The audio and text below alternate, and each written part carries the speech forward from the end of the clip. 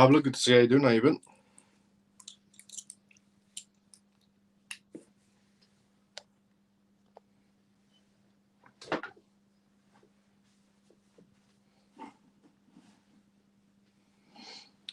How's things, Pablo?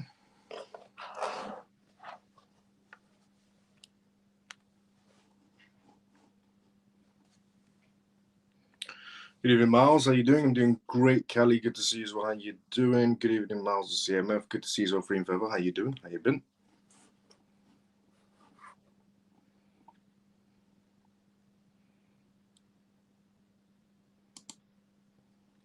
Just trying to pin the live. Here we go. Pin to pop. Joe, good to see you as well. Evening. How you doing? Joe, I added your artwork to the announcement that I make 5 minutes before the live show. Great job, honestly. I'm Miles of CMF. How you doing today? I'm doing great, Carlos. Good to see you. So how you doing?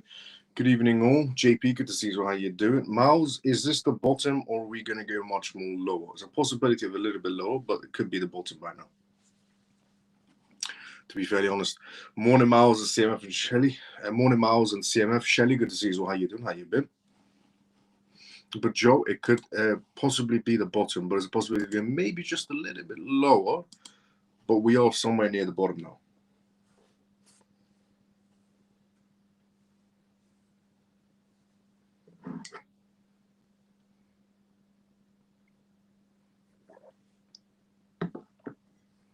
Okay, let's do intro, disclaimer, what we're going to talk about on tonight's live. By the time everyone should be tuned in for the first part of the live show. So, welcome to the CMF Live. If you're watching this for the first time ever, the CMF stands for Crypto Miles Family. My name is Miles. You can tune to this live Monday to Friday, 10 p.m. long time onwards for the most recent news regarding cryptocurrencies, CBDCs, AI, politics, and regulations. Pretty much all the information you should know about regarding the world completely transforming into a digital space. We also do Q&As on this live, which means if you do have any questions, put it down inside the comment section. I'm more than happy to help you out. This is also episode 407 of the CMF Live, which is absolutely incredible. We're in episode 407 right now. And the disclaimer of this live, as always, is not financial advice, not political advice, and whatever I say is only for entertainment purposes. So,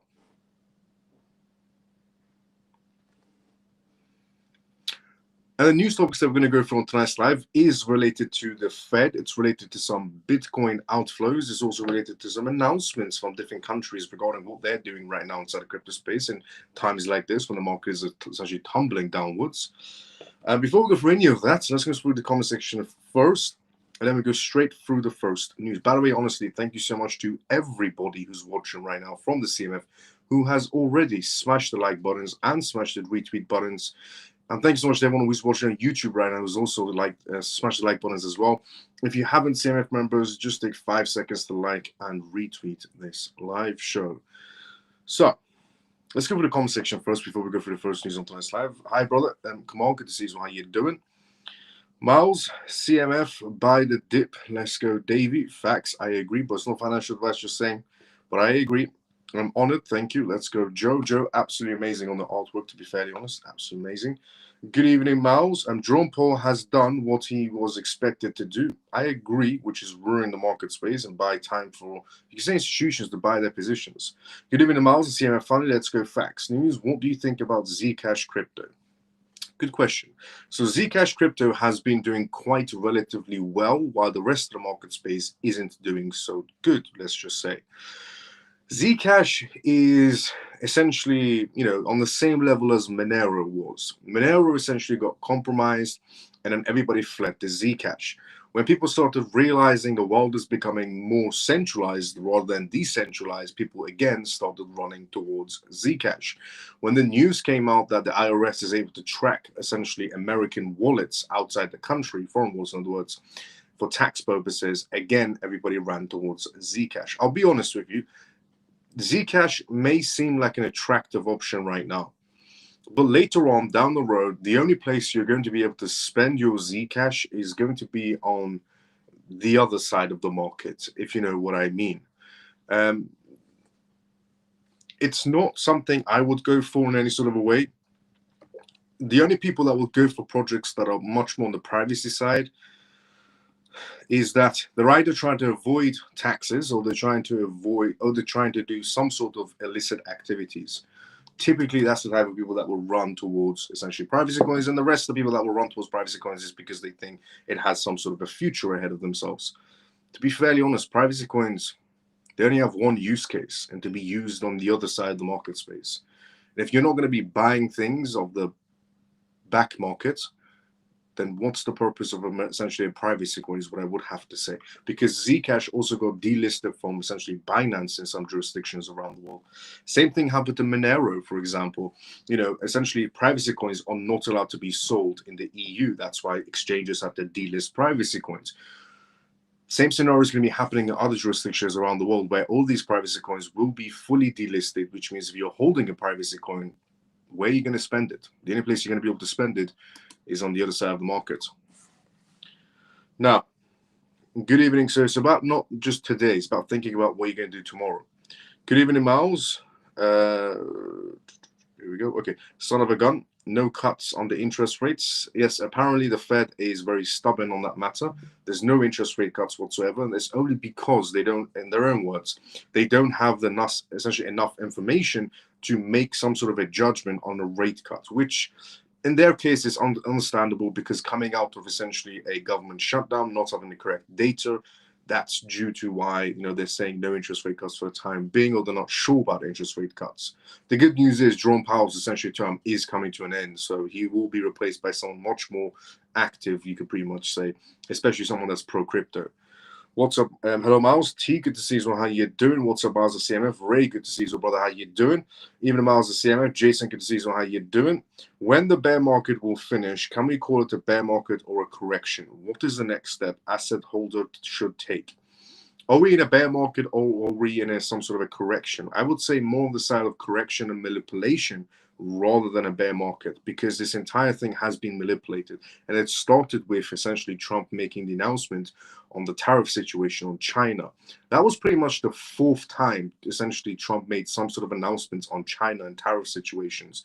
But for some reason, the fourth time became a very drastic scenario where the market just tumbled and never stopped, to be fairly honest. So I would say on the side of more of the correction and manipulation side. And regarding what's the next steps for asset holders should take, hold your positions down. Because what's coming next is more ETFs. I mean, according to Bitwise, it's essentially CIO Matt. We're expecting hundreds of ETFs to be essentially coming our way into the crypto space, which means a tremendous amount of liquidity. We're expecting a Clarity Act, which will bring clarity in its own words towards the crypto space. The CFTC knows what they're doing. The SEC knows what they're doing. Utility could slowly start happening, essentially. So we know what's going to happen next. So if you're an asset holder, hold your positions down. Not financial advice in any sort of way, just what I would do in a situation like that. Hello, Brother Miles and CMF. Comatose, good to see you. How you doing? Have you heard the rumors going about the Epstein financed MIT to set up BTC? Yes, I have. So regarding the Epstein situation, the files being released, it turns out Trump wasn't afraid regarding the Epstein files, because he was the one that just said, you know what, release everything on Epstein. And some of the documents came out and said regarding the matters of Epstein and Bitcoin. Apparently, Epstein was one of the first essentially funders of Bitcoin, you can pretty much say, which, it's not good news for Bitcoin in any sort of way. That type of person, I'm not going to be describing what type of person Epstein is, because everybody knows that, so I don't need to go into that. But regarding, what type of person he is, being one of the backbones of Bitcoin, it's not really a good image for Bitcoin in any sort of way where Epstein is on your side. So that could be some sort of a reason why also Bitcoin keeps on slightly dumping as well. People using that news of a way to get out of Bitcoin. Interestingly enough, if I'm not mistaken, Dan, who's essentially everybody's seen his video. It's the older gentleman, essentially, who's, everybody knows him because of that one 30-second clip where he goes, if you know who was behind Bitcoin, Bitcoin will go to effing zero. Everybody's probably seen that video of the older gentleman on some sort of a podcast show or in front of an audience saying that, if you knew who was behind Bitcoin, Bitcoin is going to go to effing zero. Maybe he knew Epstein was behind essentially Bitcoin in some sort of a way, and that's why he kept on saying those words. But is Bitcoin going to go to zero? In my point of view, not anytime soon, I would have to say. Maybe somewhere down the road, anything's possible inside the crypto space, but not anytime soon, I would have to say. But regarding Bitcoin and Epstein, it's not looking good for Bitcoin in any sort of way. That is not looking good for Bitcoin in any sort of way, where you have that type of person associated with that blockchain. And regarding the Democrats, who essentially wanted to frame Trump regarding the Epstein situation, well, that definitely backfired, because of the documentations that were released. It showed that the person that was trying to come at Trump, the Democrat lady that was trying to come at Trump regarding the email where Trump's name was mentioned, well, ironically, she was mentioned in text messages with Epstein back and forward. She was text messaging Epstein, and she had the cheek to release documents on an email just with Trump's name mentioned, while she had text messages back and forward with Epstein himself. And in her words, that's okay because Epstein wasn't being investigated. True, but he was on the watch for the act that he committed. So it's interesting, when Trump, essentially is mentioned somewhere on the Epstein files, automatically he's being villainized and known as the bad man. But when Democrats do it, it's okay, apparently. But the way that backfired on her was brilliant. Now, thanks, Miles, for the clarification about Zcash. I truly appreciate your explanation. No problem, Carl, anytime. Even Miles, bit late, but I made it. Let's go, Autistic. Good to see you. How you doing? The Bitwise ETF done lower numbers than Carry Capital. Yes, only due to the market situation we're in.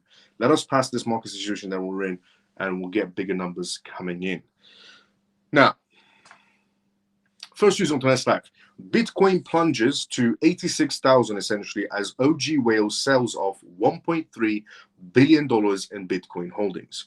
A wallet that was holding Bitcoin since 2011 sold his entire position, which is a tremendous amount. Bitcoin's price action took another turn for the worse over the past few hours, as the asset plummeted further to 86,000 on most exchanges for the first time since April. This means that the cryptocurrency has neared the main support line according to numerous analysts out there. But the more worrisome essentially part is the behavior of some whales. Data essentially shared by Arkham Intelligence shows that essentially Quan, a well-known Bitcoin OG who has held assets for 14 years, has been on a massive selling spree lately. More precisely, the entity has essentially disposed essentially of 11,000 bitcoins since October, a stash that is worth $1.3 billion. The latest transaction on this front came earlier today when Arkham detected a substantial transfer of $230 million worth of the cryptocurrency to Kraken Exchange. This behavior is quite different from that of other whales who have been essentially accumulating during the most recent broader crashes essentially, according to some reports, which essentially pushed the asset from over 107,000 to 86,000 in a span of less than 10 days.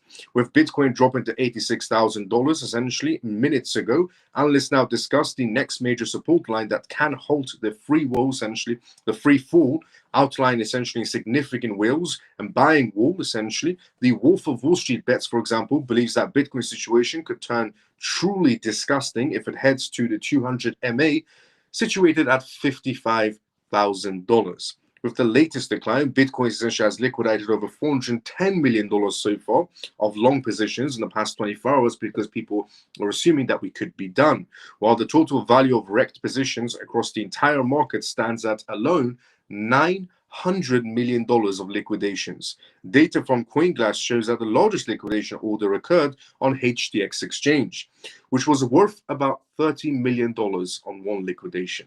That is a tremendous amount of liquidations that have been happening in the past 10 days, essentially. $900 million across the board. But regarding the person that was holding Bitcoin since 2011 and pretty much emptied his entire portfolio on the market space, his entire Bitcoin portfolio since 2011, but he's been doing it in the past 10 years, in the past essentially 10 days, he has completely jumped out of his position. Is it because of the Epstein situation? Is it because he's just tired of the manipulation, or is it because he already has enough money? I'm sorry, but if you have $1.3 billion, I understand if you want to jump out of the market space, because that is more than enough money for you, your entire family generation, to be fairly honest. If I had $1.3 billion, I'll be putting all of it in RLUSD and chilling on the sidelines. That is more than enough for anyone. Now, following Bitcoin's decline, an expert essentially speaks. What to expect next? What's needed for a bull market, essentially? The minutes of the Fed latest meeting revealed the policymakers want to see more evidence for another interest rate cut, adding to market uncertainty.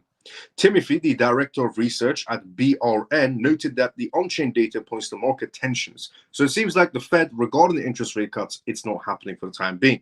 That's also added more tension towards the market space. Mr. essentially said that Bitcoin's decline below its 0.75 cost-based ratio is a threshold that historically separates ordinary pullbacks from deeper trend reversals. According to Mr. essentially, Bitcoin is currently pushing the active investor zone, and the loss of this level essentially signals a critical period for this trend. Mr. also argues that the retail investors are selling during essentially this period, while large investors are accumulating, which is true. He noted that wallets holding more than 1,000 Bitcoin have recently increased by 2.2%, reaching a 4-month high. Except essentially the person that sold his wallet completely in the last 10 days, everybody else in terms of Bitcoin whales have been accumulating, while the retail section have been panic selling up to a certain extent. Obviously, nobody from the CMF has been panic selling any sort of a way, because we know what's about to happen next. ETFs, Clarity Act, utility. Experts essentially expect volatility and sharp reversals in both directions until these levels are achieved. The Fed's essentially published minutes did not provide a clear answer to market expectations of December interest rate cuts, and officials also acknowledged that the progress had been made in inflation, but stated that additional confirmation was needed essentially before further action could be taken. This also suggested that easing monetary policy was possible but not guaranteed. Regarding the Fed, essentially the beige book that they released, they give us some sort of bullet points of what to expect. And this time around, they gave us absolutely nothing, which puts the market in uncertainty levels. Uncertainty equals to fear, which essentially caused the market to dump even further today. Now, moving on from that to Bitcoin and taxes, which is two words nobody likes to hear inside the crypto space, but it's different this time around. Bitcoin for taxes. Proposed bill will essentially let Americans pay the IRS in Bitcoin. So the law seems to be changing inside the United States, where you can actually pay your taxes essentially in Bitcoin. It's not passed yet, but it's getting to a level. A US lawmaker introduced a bill in the House of Representatives today that would allow Americans essentially to pay their federal taxes in Bitcoin, which would then be funneled into the US Street Bitcoin Reserve.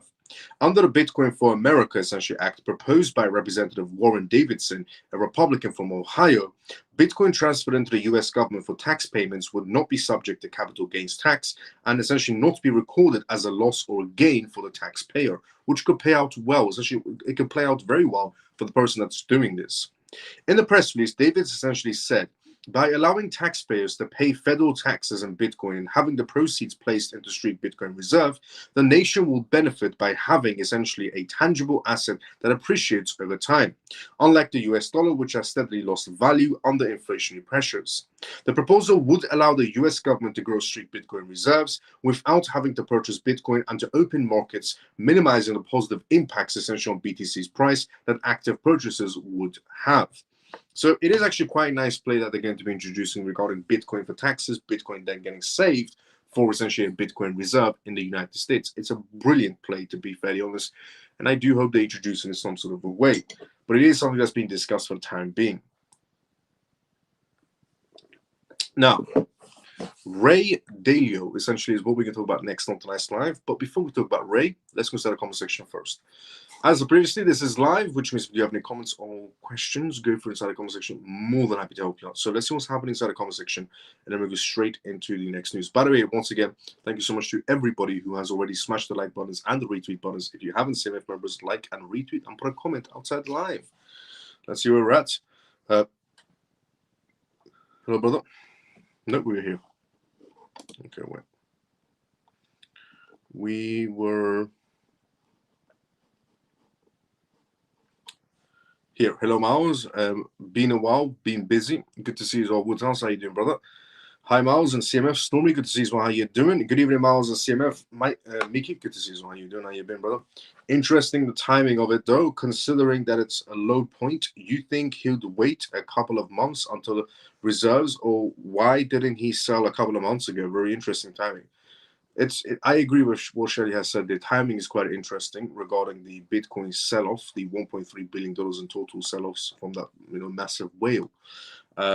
My guess would be he probably needed the money. I would have to say it's the only conclusion I can come up with why someone would sell their positions, or he just had enough of the market space. And $1.3 billion is a tremendous amount. Obviously, his wallet would have grown, fivefold or tenfold over time, not overnight, but over time. But $1.3 billion, it's a lot of money. Miles, do you think is better, and is a lot of money to go into? Essentially, the first thing I would do is instantly change it into RLUSD. It's the only stable coin I trust, to be fairly honest. Miles, do you think I used to trust BEUSD? Is also a shame that's not in the scene anymore. Miles, do you think it's better to essentially converse our beneficiaries in RLUSD or in many different stable coins like USDC and USDT? Which one do you prefer? RLUSD by a mile. RLUSD. I'll tell you why.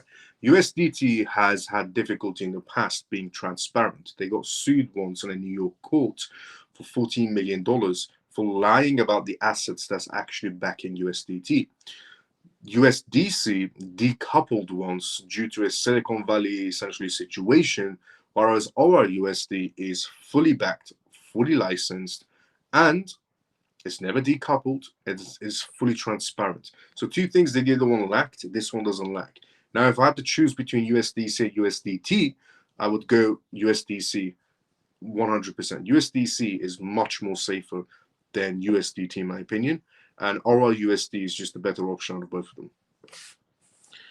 Now, Ray still owns Bitcoin, but says traceability and quantum essentially threats are concerns.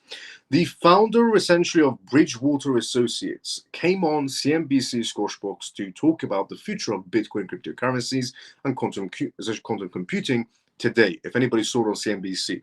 So this is where essentially we're at. Bridgewater Associates founder Ray, who has essentially in the past has said that he owns some Bitcoin, put a clear figure on it, saying it's been about 1% of his portfolio for some time. However, the hedge fund Mongol said essentially Bitcoin still faces significant structural challenges before it can realistically be considered a global reserve asset. Now, just to point out, he's not a Bitcoin hater in any sort of a way.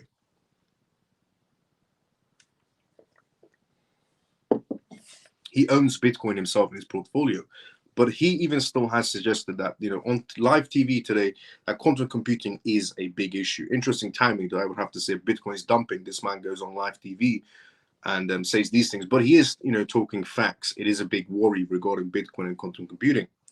I have a small percentage of Bitcoin, he told CNBC essentially. I've had it forever, like 1% of my portfolio.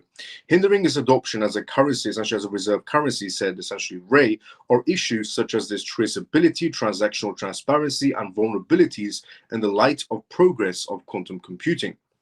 I think the problem essentially of Bitcoin is it's not going to be a reserve currency for major countries, because it can be tracked and it could be convincible essentially with quantum computing, controlled, hacked, and so on and so forth.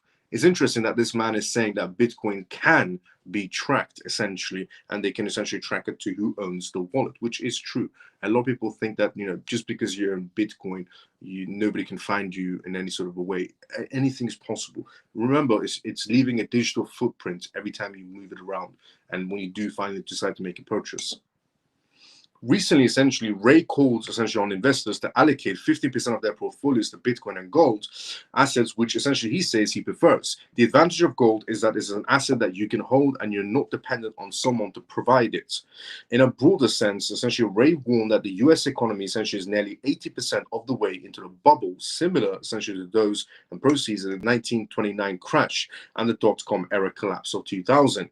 The multi-billionaire hedge fund manager explained essentially his predictions came from his bubble indicator, which tracks data going back to 1900s. He said it tracks multiple metrics, leveraging essentially including leveraging, money supply, and wealth essentially centration to evaluate market vulnerability. The price is pretty clear in what essentially we are in the territory of a bubble. Ray, the essentially founder of Bridgewater, is suggesting that we are in some sort of a bubble right now inside the market space. And it is something essentially Michael Burry has suggested in the past week, that we could be in some sort of an AI bubble. And they've been talking about an AI bubble since Michael Burry put his bet down that we're in a AI bubble scenario. Bloomberg non-stop has been talking and inviting guests talking about this AI bubble scenario that we're in, and it could burst at any time is what they're suggesting, which could, cause tech stocks to completely drop, which would then cause Bitcoin to drop, because Bitcoin doesn't follow gold. Even though it's digital gold, it follows tech stocks, unfortunately, which then will lead the rest of the cryptocurrency market space to follow Bitcoin's footsteps and go further down. However, if we get a Clarity Act, we can start essentially shifting away from Bitcoin, and then cryptocurrencies can be saved, because Bitcoin, believe it or not, is actually crypto's downfall in some sort of a way. And some people might watch this right now and say, you're crazy for even suggesting that Bitcoin is crypto's downfall. Well, look at it like this. Here's a scenario that I explained a long time ago. It's like somebody's holding a TV remote with two buttons on it, up and down. And when he presses up on the TV remote, Bitcoin goes up, everything goes up. When he presses down, Bitcoin goes down, everything goes down. If we introduce a Clarity Act, which would then decouple assets from Bitcoin and slowly shift into utility, then if somebody presses up on that TV remote, only Bitcoin will go up and some crypto projects. And if somebody presses down, only Bitcoin will go down and some crypto projects. And the crypto projects that don't move up and down with Bitcoin no longer is because they're in utility. So that's why I'm suggesting that Bitcoin, although it might be seen as the #1 crypto introduced, it's also the downfall of crypto in general, because we're stuck behind it. And we can't shift away unless we get regulations. Now, Verified X partners with Crypto.com for institutional custody and liquidity solutions. It's quite a big move that they're essentially doing right now.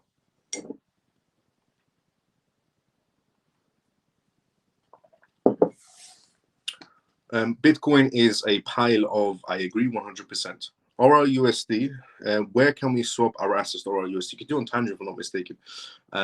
Also on Bitwise's exchanges as well. More exchanges will start offering that as well.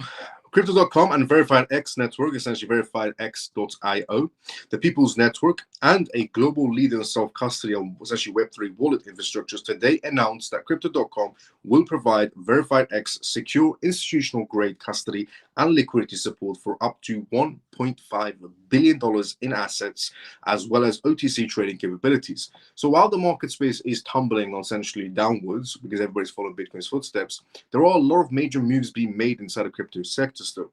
Through this partnership, eligible institutions using Verified X can securely store, manage, and transact digital currencies using Crypto.com's regulated institutional-grade custody platform. Crypto.com's custody service offers multi-user permissions, customizable governance workflows, and ensured custody solutions, meeting growing demand for scalable, low-cost, and compliant blockchain infrastructure. Crypto.com essentially custody is especially designed for expectations of institutional grade clients, said Eric, the president and COO of Crypto.com. We are pleased to be selected by Verified X, a leader in self-custody and digital asset wallet capabilities, to further enhance and establish custody offering for all client needs. The topic of essentially regarding crypto exchanges offering institutional services is getting bigger and bigger every day, pretty much on that side. So regarding Crypto.com offering this type of service, it was bound to happen, to be fairly honest. Kraken is now, doing some sort of favorites for institutions as well, because they have all the money. Coinbase for the longest time has been catering to institutions, and Binance has been now catering to institutions as well, because that is the next clientele entering the crypto space, pretty much starting Q1 2026. As the People's Network, the mission is clear to make custody seamlessly secure and globally accessible.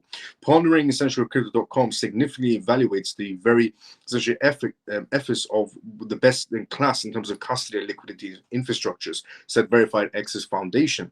By incorporating Crypto.com's world-class regulated custody and OTC trading capabilities, the network reinforces commitment to providing essentially users and institutions the safest, most scalable path to interact with digital assets across VFX ecosystems, which is essentially absolutely factual information regarding that matter. But regarding institutions entering the crypto space and exchanges, crypto exchanges catering to institutions, where's the benefit for the retail section? Liquidity. The more institutions essentially that feel comfortable entering the crypto space, especially through essentially exchanges, so it's an OTC scenario, then obviously the more liquidity we could be seen entering the crypto space, which is beneficial if you're inside the retail section. That's what essentially is beneficial for us. Now, CFTC is what we're going to talk about next. The CFTC, in terms of who is going to be the next chairman of the CFTC, we have some sort of movements happening in that side. The CFTC chair's nomination advances through the committee is the most recent news today that's come out. Michael's nomination to chair the U.S. essentially Commodities Futures and Trading Commission, CFTC, is headed for a vote on the Senate floor after clearing a committee essentially hurdle. In today's essential notice, Republican leaders and the Senate Agriculture Committee said they have advanced Michael's nomination following essentially the Wednesday hearing he had. And the vote essentially was reportedly along party lines, with no Democrats supporting Michael as US President Donald Trump's pick to replace acting chair Caroline Pham. I'm not surprised in any sort of a way that Democrats don't want any part of it. Honestly, Trump could save the world from AIDS, HIV, cancer, any sort of disease, and Democrats will still find a way to hate him and bring that hate and push that hate onto their followers as well to hate Trump even more. Just because Trump suggested this man essentially at the CFTC chair, Democrats are not in favor whatsoever. But who cares about Democrats? Because all they do is vote against the United States public.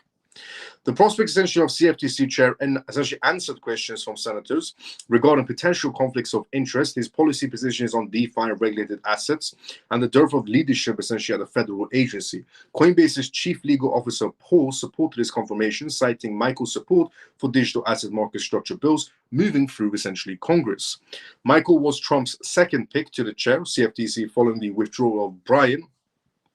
In terms of his nomination, Michael will need support from at least 50 senators to be confirmed. Even if Michael were to be confirmed quickly, Trump has not announced any nominees to fill in the 2 remaining Republican and 2 Democratic seats at the CFTC. Since September, Pham has served as the agency's sole Republican essential commissioner, and under Pham, the CFTC has been working to implement recommendations on digital asset regulations and policies as directed by the White House in what the agency called a crypto sprint.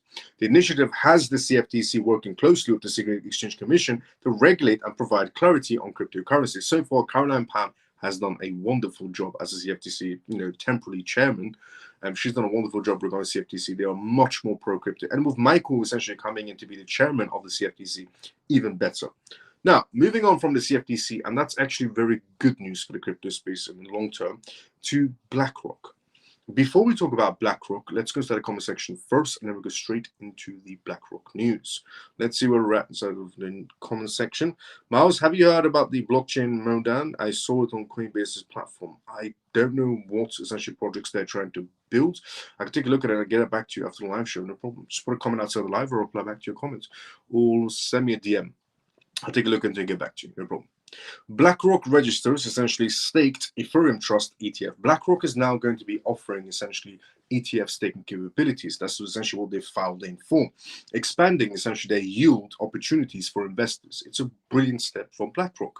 According to Eric, the senior ETF analyst from Bloomberg, BlackRock has taken the first official step in essentially towards launching a new staked Ethereum ETF by registering essentially the product name in Delaware.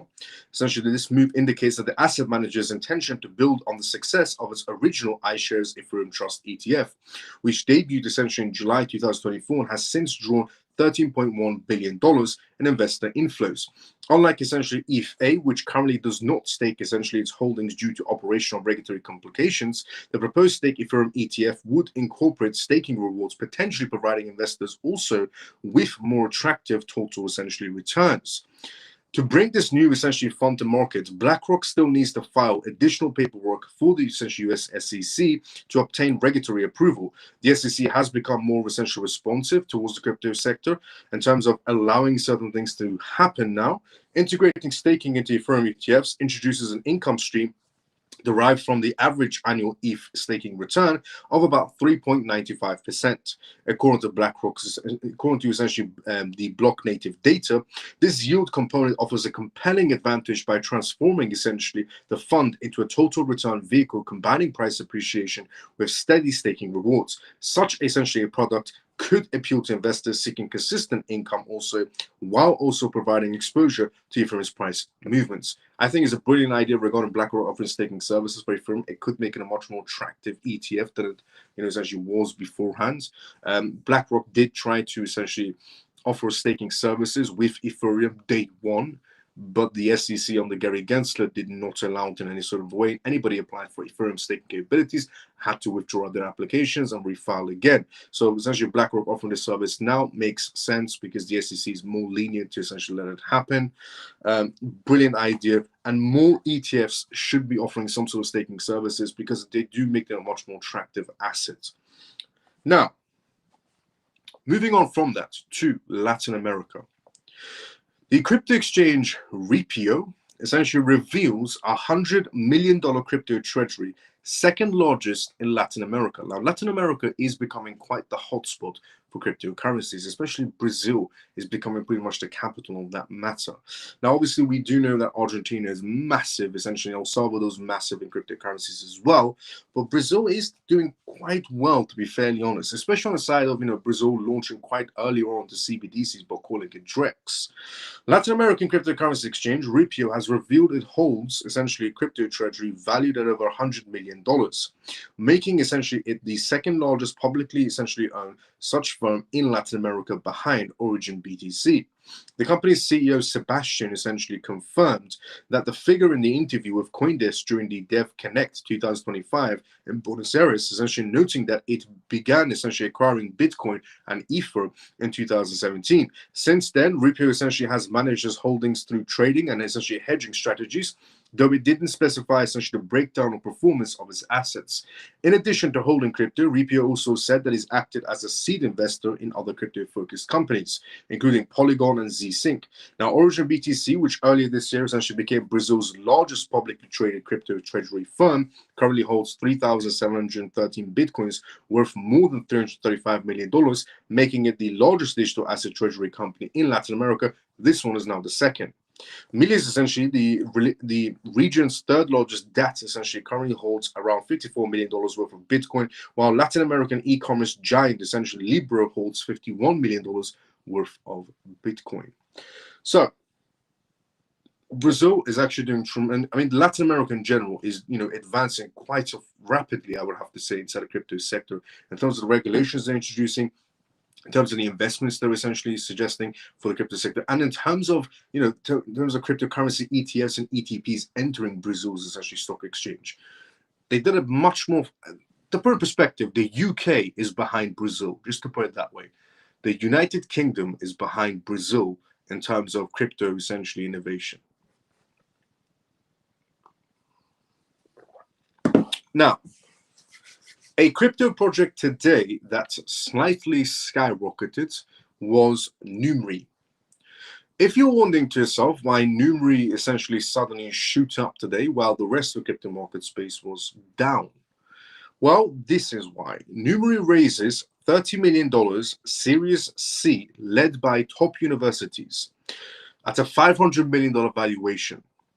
Numeri, a San Francisco-based hedge fund and data science essentially tournament uniting machines and learning decentralized finance and cryptocurrency incentives, today announced a $30 million Series C financing led essentially by top universities. The round values Numeri at $500 million, 5 times its 2023 valuation. JP Morgan Asset Management, essentially in August 2025, committed up to $500 million in Numeri's hedge fund. Together with the new equity financing, it provides essentially Numeri with additional resources to scale its AI-driven strategies towards nearly $1 billion in assets under management. Existing investors, including Union Square Ventures, essentially Shine Capital, and Macro essentially investors, and Paul Tudor essentially Jones, also participated essentially in this round. Alongside JP Morgan Asset Management, they represent leading endowments and venture capital firms and global macro investors that have supported Numeri essentially developments on over multiple funding rounds. This round brings together exactly the type of investors we want behind Numeri: long-term, deeply informed, and willing to back a very different model of asset management built for the 21st century, said essentially Richard, the founder and CEO of Numeri. With this capital and JP Morgan Asset Management capacity and commitment, we can push harder on our mission of building the world's last essentially hedge fund powered by AI, built by top competitive data scientists around the world. The new capital will be used to expand Numeri's AI engineering and research teams, increasing hiring across key functions, grow essentially participation in its global data science tournament, and support the scaling of its institutional hedge fund products. Over the past 3 years, Numeri has essentially grown assets under management from approximately $60 million to $500 million. In 2024, its flagship global equity hedge fund delivered a net return of 25.45%, with a single down month, the strongest year in the firm's history. Numeri's investment process essentially is supported by and coordinated by data scientists community that operates as a global tournament.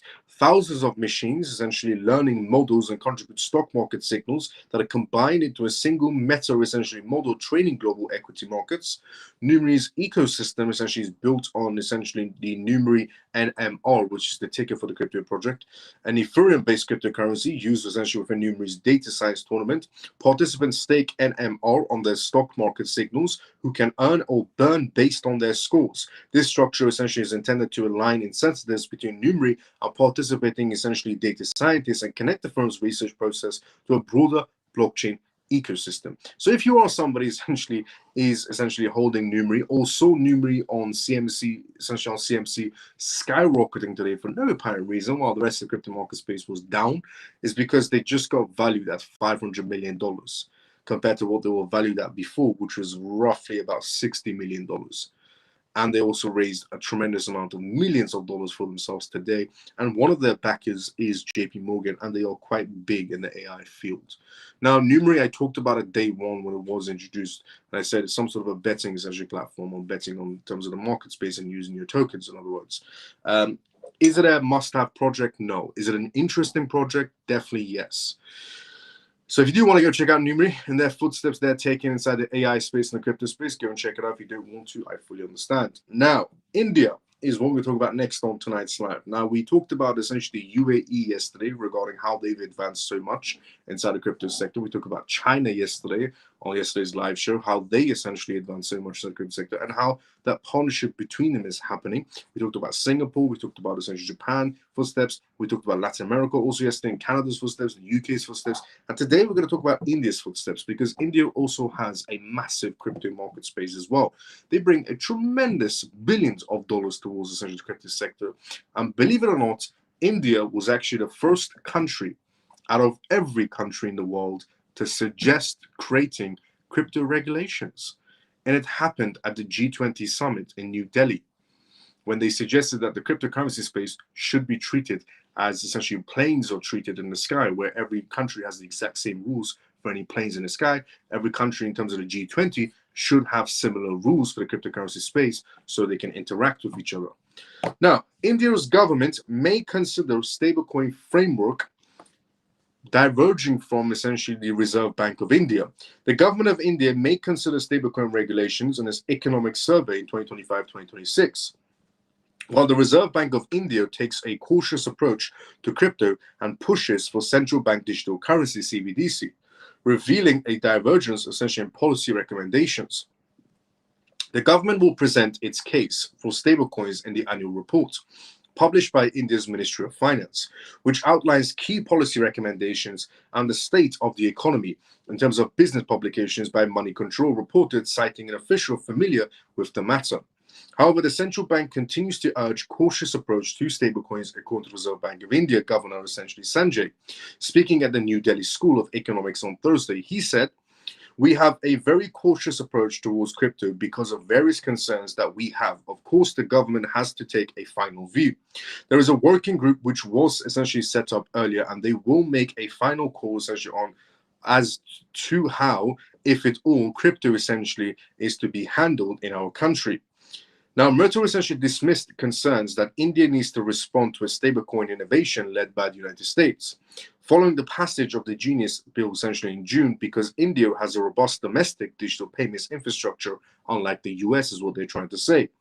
This includes the Unified Essentially Payments Interference UPI, a 24/7 payments network, the National Electronic Essentially Fund Transfer, which settles payments in hourly and is also available 24/7 and real-time gross settlements systems for large transactions. Also, the government of India regulating cryptocurrencies would mark a significant departure from its long-held essentially anti-crypto stance and would legitimize digital assets in the world's most populous country, spurring essentially crypto adoption and potentially raising asset prices. Now, India essentially, regulating cryptocurrencies does provide a tremendous amount of liquidity towards the crypto space, not overnight, but over time, which is brilliant for people that have been holding certain cryptocurrencies for the longest time, with that tremendous amount of liquidity entering the market space. In October, essentially, India's Minister of Commerce and Industry said the government neither encourages nor discourages cryptocurrencies, but he also cast doubts on crypto as some sort of asset class on that matter.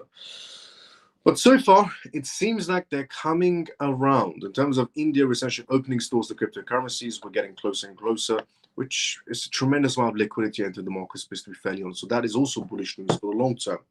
Now, Kraken essentially secures $800 million to enhance global crypto infrastructure. That is also bullish news as well. So here it is. Kraken has recently secured $800 million in funding round at a $20 billion essentially valuation to expand its on-chain financial infrastructure and strengthen its global presence. The significant capital infusion highlights Kraken's commitment to bringing essentially to bridging cryptocurrencies with traditional finance, potentially impacting major cryptocurrencies and increased institutional adoption and infrastructure developments. Kraken has raised $800 million of funding across two tranches valued at $20 billion to expand its global crypto infrastructure. The move aims to essentially bring the crypto space and provide essentially liquidity in the long term as well. The funding round was led by Seattle Securities with $200 million essentially commitment, alongside major investors like HSG and Oppenheimer. Kraken's leadership, including essentially co-CEO, and essentially underscores a focus on regulatory readiness. The co-CEO also of Kraken stated Kraken will prioritize regulatory and market readiness over speed and stance that contrast with the aggressive public listings of peers like Coinbase and Binance. Is this some sort of a way Kraken suggesting they're throwing shade on Binance and Coinbase of jumping always rather than moving in a regulatory footstep? Immediate effects on the crypto market include enhanced token listings and increased institutional liquidity. The focus will be on developing on-chain infrastructure and tokenized assets. Kraken Street funding essentially efforts signal a shift towards deeper market integration and compliance. This essentially has implications for derivative markets and geographical growth in Latin America. APEC and also essentially EMEA, more essential on this found essential Kraken's file IPO and securing that $800 million. With no immediate changes reported in TVL or the staking flows, the anticipated growth is based on institutional capital deployments and token listings. Institutional involvement is expected to drive technological advancements and scalable regulatory frameworks. Kraken's rise from the $15 billion valuation reflects its increasing influence, driven by surpassing the $1.5 billion in revenue. That is tremendously bullish news, to be fairly honest, and it just shows you, even though we're having downturns essentially inside the crypto space because we're stuck behind Bitcoin's footsteps, there is still a lot of positiveness that's coming towards the crypto sector. It's just not shown in price action yet. Now, moving on from Kraken to this is why I'm saying, while everything else is happening inside the crypto space in terms of the retail section getting absolutely wrecked because of this whole scenario of Bitcoin's downturn, essentially, and the Fed's not doing interest rate cuts, or Bitcoin being linked to Epstein for some reason. Regarding all of that is happening essentially inside the crypto sector. On the other side of the crypto sector, there's so much positiveness actually happening. Institutions are expanding. Countries are thinking about introducing regulations for the crypto space. There's investments happening inside the crypto space. And there's so much. I mean, for example, this 6 Japanese giants managing $2.5 trillion have signaled their interest in entering the crypto space in times like this. In times like this, when some people inside the retail section are thinking about fleeing the crypto market space, 6 Japanese giants are thinking about entering the crypto market space. Japan's 6 largest asset management firms announced that they are preparing to launch a cryptocurrency fund with a combined $2.5 trillion in asset management. According to a report published essentially by Neon, the Mitsubishi UFG Asset Management, Nomura Asset Management, SBI Global Asset Management, Dowei Asset Management, Olsen One, and other asset management have officially confirmed their interest in crypto investment funds. Mitsubishi UFG Asset Management is a part of Mitsubishi's UFG Financial Group, one of the world's largest financial institutions, with approximately $2.7 trillion in total assets. The group has long been working on blockchain projects and stablecoin infrastructures. We definitely know RBI has, in terms of SBI has, because SBI and Ripple, for example. Interoperability platforms for stablecoins, in particular, essentially have been among the company's priorities in recent years. Nomura, Japan's largest asset and wealth management company, claims to manage 153 trillion yen in client assets and holds up to 15% share of the domestic essentially market space. Another major company, essentially Daiwa Assets Management, was managing approximately $213 billion in assets as of March 2024. All 6 companies reportedly want to offer crypto investment funds to both individuals and institutional investors. That is huge news for the crypto space. Japan's Financial Services Agency, the FSA, is also reportedly open to this new wave. Why wouldn't they be? Because 6 of the most behemoth companies in Japan coming together saying we want to go for the crypto space, provide fund essentially packages for our clients, private clients, institutional clients, or retail section. Obviously, the SEC version of Japan, the FSA, is going to greenlight it, because it's not like they have their own version of Gary Gensler, which is completely manipulated, or they have the Democratic Party, because that doesn't exist in Japan either, which is a good thing. Neon essentially reported the FSA is considering the approval of the investment trust that includes cryptocurrencies. This could further accelerate Japan's investors and shift towards cryptocurrencies. Japan has long been cautious about cryptocurrencies following the major exchange hack like the Mt. Gox and Coin, essentially a check. However, the rapidly changing regulatory landscape in the US and Europe is reshaping Tokyo's approach. The European Union's comprehensive crypto regulations, the MiCA, which also essentially into effect in 2025, and the crypto-friendly stance of US President Donald Trump administration have shifted expectations in the Japanese financial sector. CoinPost essentially wrote, K essentially stated that the approval of the spot Bitcoin ETFs in the US has created great anticipation among Japanese investors, saying that many Japanese are now looking forward to the establishment of a cryptocurrency investment trust. So, 6 of the biggest corporations in Japan coming together, about $2.5 trillion, and saying they want to enter the crypto market space now. And their version of the SEC, which is the FSA, greenlighted it. They think it's a brilliant idea. Just so you know, in times like this, it's not about running away from the market space. Not suggesting that everybody watching this is running away in any sort of way. And I know members from the CMF are definitely not running away, and they're holding their positions. But if you are out there and you're watching this live show for the first time ever, in times like this inside the crypto market space, it's not about running away in any sort of a way. It's about holding your positions down, because things like this are happening. While the retail section might be in extreme fear positions, 6 Japanese behemoths are about to be entering the crypto space, because they see something you might not be seeing, because what they're seeing is regulations and utility, something that you might have missed due to all the fear and panic in terms of price action. Now, young conservatives is what we're going to talk about next on tonight's live. Before we talk about young conservative in terms of AI, let's go to the conversation first. This was happening there, and then we're straight into the next news. So let's see where we're at. We were at here, all facts. Let's go. I saw on Coinbase platform. And Mondan is a high-performance Ethereum-compatible layer 1 blockchain designed to achieve unprecedented throughput of 10,000 transactions per second without sacrificing decentralization or security. Pretty much every crypto project will offer something along those lines. But what I'm most important about is, do they have any licensing? Do they hold any sort of license? Have they applied for any sort of licensings? And who are their partners? And who are their investors, if they have any? That's what mostly interests me regarding crypto projects. But I'll take a look into it, get back to you, no problem.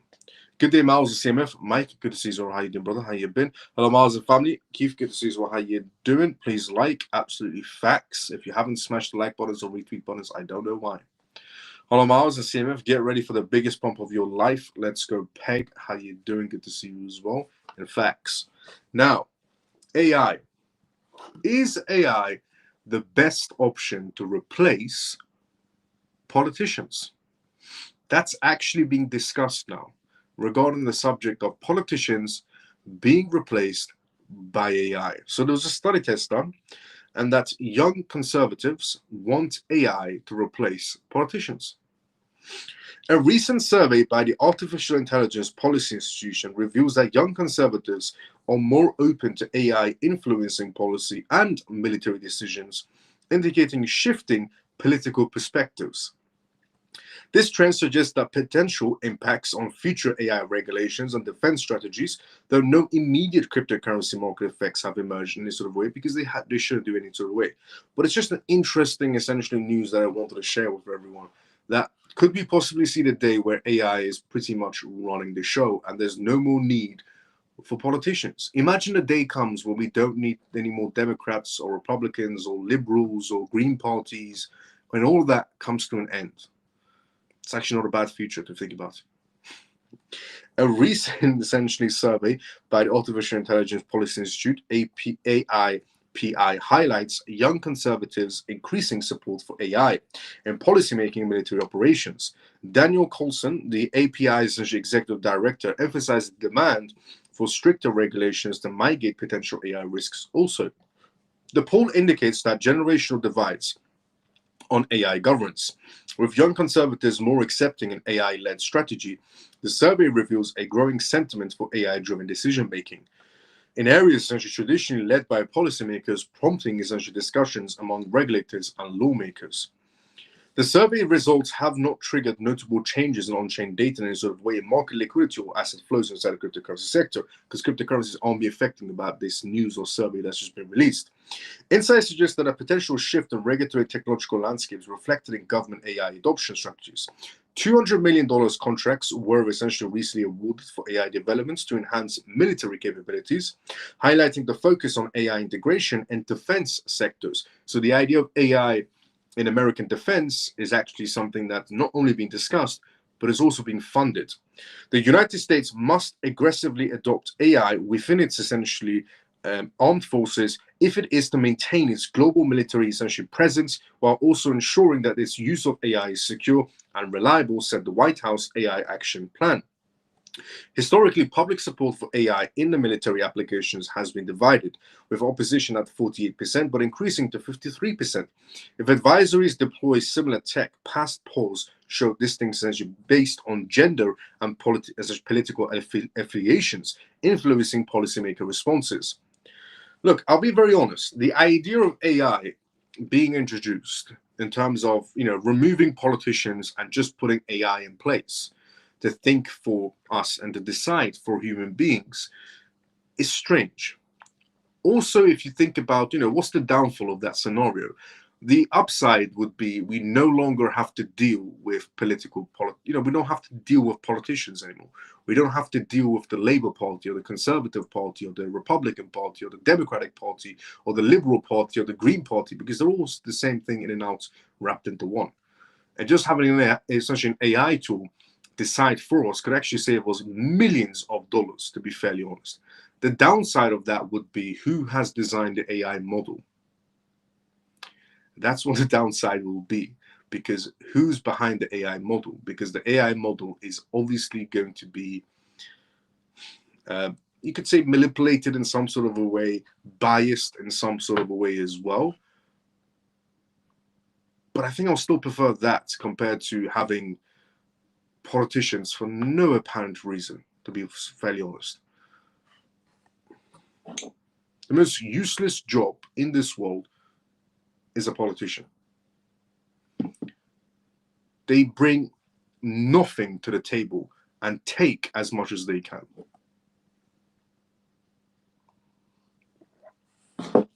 Doctors save lives. Engineers create and essentially bring innovation towards the table. And everybody else brings something towards the table. Politicians just take and never give and lie a lot. So maybe AI replacing them isn't a bad idea. Now, 21 shares is what we're going to talk about next on tonight's live. Before we talk about that, let's go to the comment section first. This was happening there, and then we talk about 21 shares and XRP. Hello, just out of curiosity, what does everybody think? Yes or no inside the comment section right now? The idea, because the study test is done, and it shows that most people do want AI to lead the way. Just out of curiosity, for everyone watching right now, inside the comment section, would you agree to removing all politicians and just putting AI instead? Yes or no? Would you prefer AI and replacing, and good thing that Ray said that as well, and replacing all politicians and judges and just AI? No more politicians, no more Democrats, no more liberal parties, no more Republicans, no more Labour Party, no more executive parties, no more essentially Green Party, just AI. Yes or no? Just out of curiosity, I just want to see where everyone stands. Yes or no? And remember, the upside is no politicians. The downside is the AI might be slightly biased from whoever created it.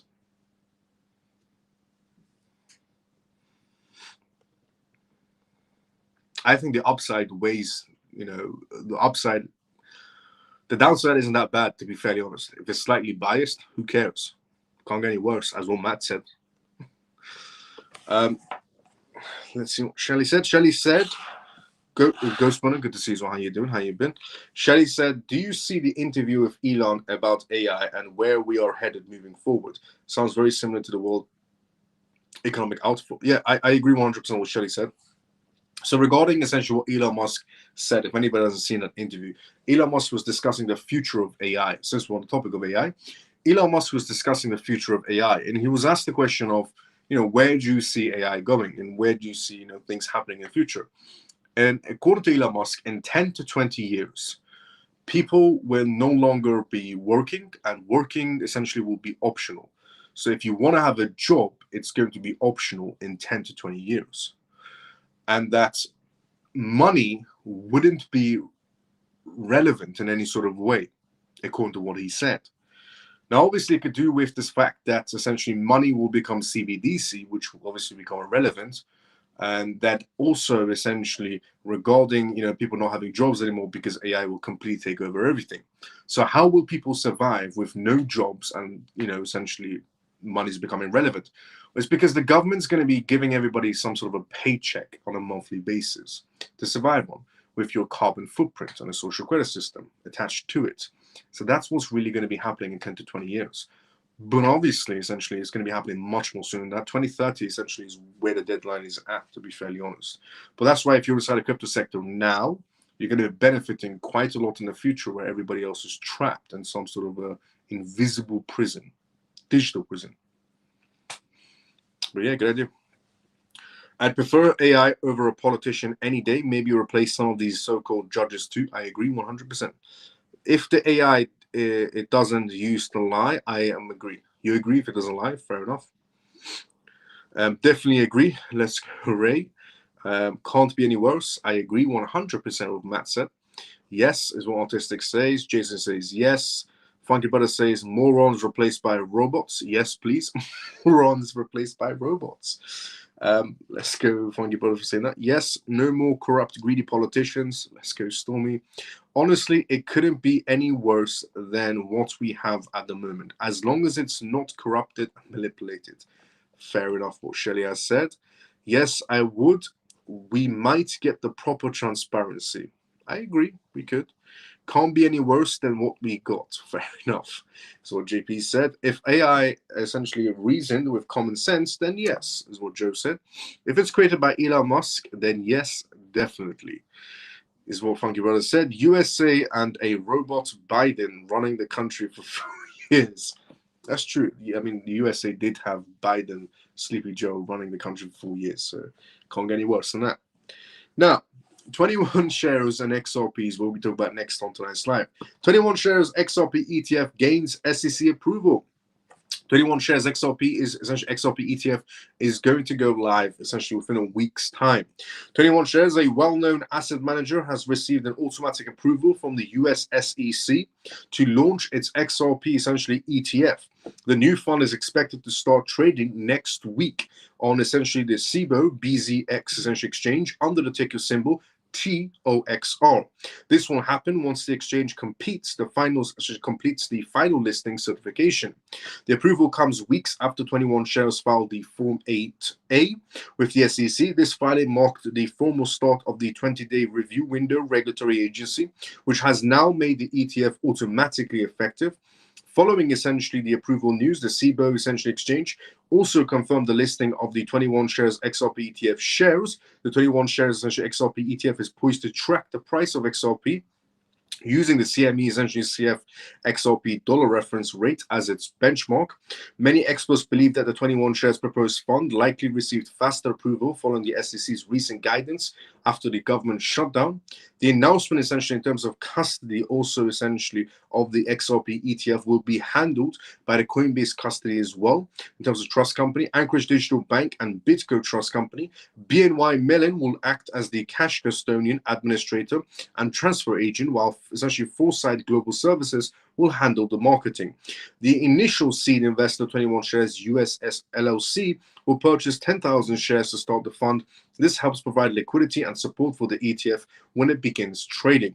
Furthermore, 21 shares has not yet revealed the management fees or any fee waivers for the ETF. For comparison, other XRP ETFs have already disclosed their fees. Franklin Templeton's XRP ETF has the lowest fee at 0.19%, while Bitwise and Grayscale have set their own management costs. Notably, 21 Shares Investment Fund has now joined Carry Capital XRP ETF, the first fully spot essentially based XRP fund in the United States to essentially in the United States market space. Experts expect more ETFs to enter the market space soon. And the second ETF, obviously, that went live today. The third largest non-stable coin cryptocurrency has another exchange-traded fund tracking its performance going live today on Wall Street, which it already did. After the carry capital was Bitwise's XRP. Bitwise's XRP essentially ticker of essentially this morning. The company behind the asset described it as a milestone day for XRP community and outlined some of the most notable facts about Ripple and its native token. A few hours after the new cryptocurrency-focused financial vehicle reached the US markets, Bloomberg ETF expert said that it had neared $22 million in trading volume on the opening day. He believes it's quite impressive given the fact that it's second such ETF to go live in the US in just a week after Thursday's launch of Carry Capital, essentially XRPC. Recall that essentially XRPC broke the records for 2025 debuted with the trading volume of almost $60 million on day one. Carry's CEO was quick to essentially congratulate Bitwise for the XRP ETF release, and essentially which shows Wall Street that you don't have to have a essentially BlackRock to launch the top 5 ETFs of 2025.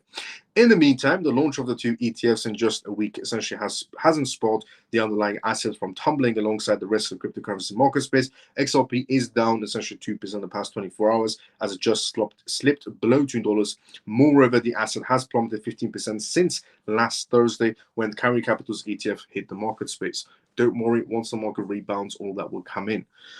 Regarding the money that entered essentially XRP in terms of Bitwise's ETF, and according to Eric, it's actually quite impressive because of the time frame of the first ETF being launched and the second ETF being launched, and that money still coming in. On that note, we have come to the endings of tonight's live. This was the CMF live show. The CMF stands for Crypto House Public. My name is Miles. You can tune to this live Monday to Friday, 10 p.m. long time onwards for the most recent news regarding cryptocurrency, CBDC, AI, and politics and regulations. This was episode 407 of the CMF Live Show. The disclaimer of this live, as always, is not financial advice, not political advice, and whatever I say is only for entertainment purposes. And the only thing I can say to everybody right now is we know what's going to happen next. Hold your positions. We're nearly there. Not financial advice in any sort of a way. For CMF, we have 6 behemoths from Japanese market space entering the crypto space. We have India opening its doors to cryptocurrencies, Latin America opening its doors more towards cryptocurrencies, investments happening worldwide in terms of cryptocurrencies. It's all positive. The price action will be there soon, but it's all positive in the long run. And that's all that matters. That long run is positive rather than short term. Who gives a F about short term? We care about long-term progress rather than short term. So hold your positions. No financial advice in any sort of a way, just my personal preference. Before we do go, obviously, let's go start the comment section first, and then we'll call it a night. Thanks, Miles. Have a great night, and see you tomorrow, same time. Let's go to 6. See you tomorrow, same time as usual as well. And by the way, thank you so much to everybody who smashed the like buttons and the retweet buttons. If you haven't, CMF members, liked or retweeted, I don't understand why. Like and retweet essentially this live show by showing support for essentially the CMF lives.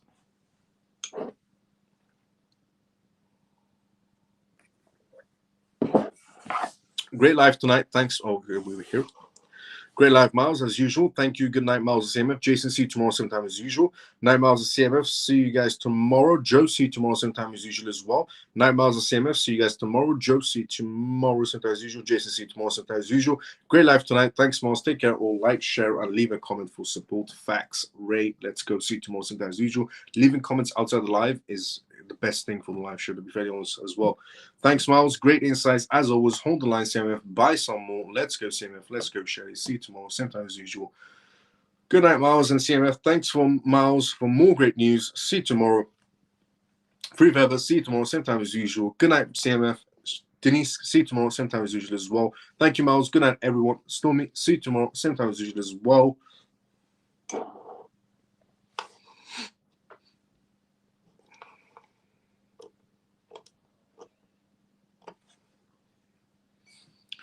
Thanks, Miles, for your remarkable live show. Let's be patient, and our rewards will be there soon. Take care, my friend, and sleep well. You're an amazing brother. Thank you for your hard work, brother. Thank you, Carl, for such kind words, honestly. I'll see you tomorrow, but at the same time as usual. Thank you, Miles, and CMF. Have a good night. Carlos, see you tomorrow, same time as usual as well. Night, Miles. Peg, see you tomorrow, same time as usual as well. Good night, Miles. God bless. Callie, see you tomorrow, same time as usual as well. Good night, Miles, and I shall see you tomorrow night at 10 p.m. Thank you once again. Thank you, brother. See you tomorrow, same time as usual as well. I'll see everybody tomorrow, same timing as usual. Everybody have a great day or a good night, depending on where you are around the world. See everybody tomorrow, same time as usual, for episode 408 of the CMF Live Show. See everyone tomorrow, same time as usual. Love you all.